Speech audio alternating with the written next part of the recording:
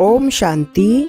आज 28 जुलाई 2026 की मुरली में बाबा ने बोला, मीठे बच्चे, तुम्हारी बिगड़ी को सुधारने वाला अर्थात तकदीर बनाने वाला एक ही बाप है जो हमें नॉलेज देकर तकदीरवान बनाते हैं। फिर बाबा ने मुरली में एक प्रश्न पूछा कि इस रूहानी भट्टी का एक कायदा कौन सा है। तो उत्तर में बाबा ने समझाया कि यह तुम्हारी याद की यात्रा है। इस यात्रा में रहने के लिए कभी भी इधर उधर के ख्यालात नहीं चलने सकते। तुम्हें देही अभिमानी होकर रहना है, क्योंकि यह हम बच्चों की एक रूहानी भट्टी है। इसके अंदर अगर यहाँ वहाँ के व्यर्थ चिंतन आदि में समय वेस्ट करेंगे तो फिर बहुत नुकसान होगा और वायुमंडल भी खराब होगा। बाबा ने कहा, जिनकी बुद्धि ज्ञान में नहीं टिकती है वो एक तो इधर उधर के चिंतन चलाते रहते हैं, देही अभिमानी होकर नहीं रहते हैं, याद की यात्रा में नहीं रहते हैं। उसकी निशानी साफ यह समझ में आती है कि मुरली के टाइम उनको उबासी आती है, मुरली में मन नहीं करता है, मुरली में अलबेले हो जाते हैं, सुबह की मुरली शाम को पढ़ते हैं।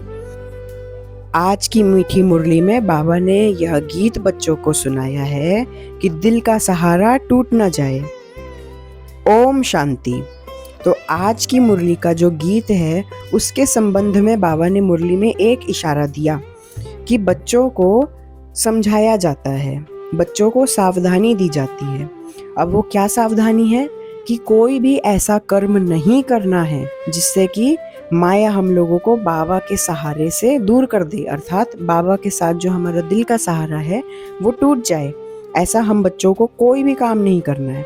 फिर बाबा ने कहा कि अभी तुम बच्चों की तकदीर सुधर रही है, बाकी दुनिया की अभी पूरी तरीके से तकदीर बिगड़ी हुई है, लेकिन तुम ब्राह्मण बच्चों की तकदीर अभी बाबा आकर के सुधार रहे हैं। फिर बाबा ने समझाया कि बाबा अक्षर कितना मीठा है और बाबा तो अभी आया हुआ है हम सबकी सदगति करने के लिए। यह सारे के सारे मनुष्य हैं ब्रदर्स और वह एक है फादर। यहाँ पर तो ब्रदरहुड है।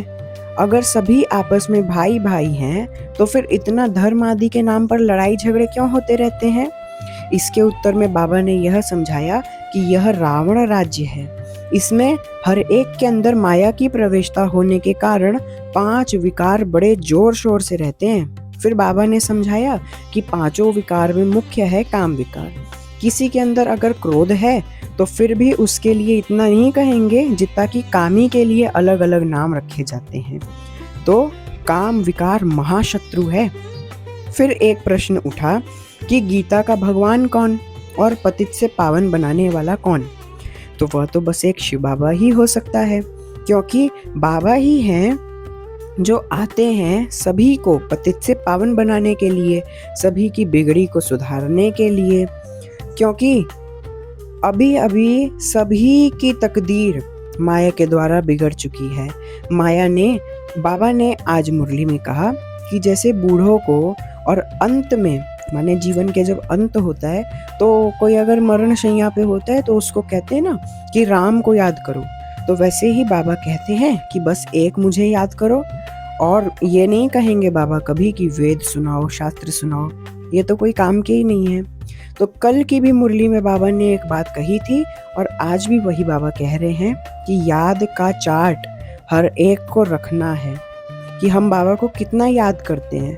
तो हर एक ये चेक करे कि क्या अच्छे से चार्ट रख रहे हैं याद का, कि हम बाबा को कितना याद कर रहे हैं। आगे बाबा कहते हैं कि सन्यासी अगर यहाँ आते हैं तो समझ नहीं पाते हैं और न समझने के कारण कह देते हैं कि इनकी चित्र प्रदर्शनी आदि सब काल्पनिक है, परंतु ऐसे तो हो ना सके क्योंकि ज्ञान दाता तो स्वयं परमात्मा है। अभी तो बाबा कहते हैं बस एक मुझे याद करो। आत्मा पतित बनी है इसलिए शरीर भी इतनी दुर्गति हुई है। हर एक के यहाँ पर शरीर की देखो कितनी दुर्गति हो रखी है। तो बाबा उसके लिए हमको बताते हैं कि यहाँ पर जो इतने पतित बने हैं इसलिए शरीर की भी फिर दुर्गति होती है। फिर आज की मुरली में बाबा ने एक हंसी की बात सुनाई। बाबा ने कहा, यह ब्रह्मा का चित्र देख करके बहुत शोर मचाते हैं, क्योंकि यह दादा तो नामी ग्रामी है, लेकिन वो ब्रह्मा जो है देवता, वह तो सूक्ष्म वतन का देवता है।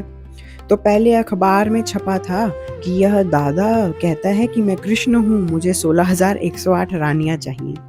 अब वही बात है कि बाबा ने जो पवित्रता का पथ हम बच्चों को दिखाया, वो समाज के कुछ लोगों को स्वीकार नहीं था, बहुत भारी लग रहा था।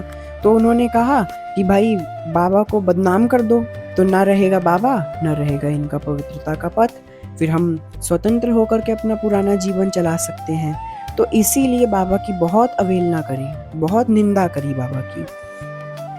तो बाबा कहते कि अभी भी, आज भी ऐसे कभी कभी कहते हैं, मतलब बाबा मुरली में कह रहे हैं कि अभी भी कहते हैं कि ब्रह्मा कुमारियां जादू करती हैं।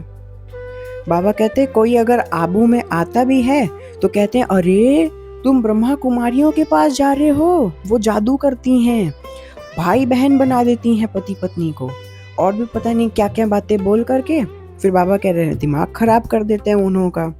अब हर एक से माथा कौन मारे। तो हम बच्चों को भी यही बाबा एक शिक्षा दे रहे हैं कि जब भगवान का इतना अपमान हुआ तो भी भगवान कह रहा है कि मैं किसी से भी क्यों फिजूल में वेस्ट करूं टाइम, तो हम लोग को भी टाइम वेस्ट नहीं करना है फिजूल में। शिव बाबा कहते हैं कि मैं परम आत्मा हूँ, सुप्रीम अथॉरिटी हूँ। वे दो शास्त्र आदि, बाबा कह रहे हैं मैं शास्त्र आदि सभी को जानने वाला हूँ। फिर आज की मुरली में बाबा ने बनारस को भी याद किया।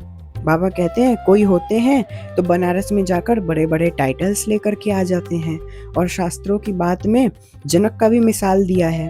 जनक राजा वो था ना जिसने कहा कि कोई मुझे ब्रह्म ज्ञान देवे, तो अष्टवक्र ने सुनाया।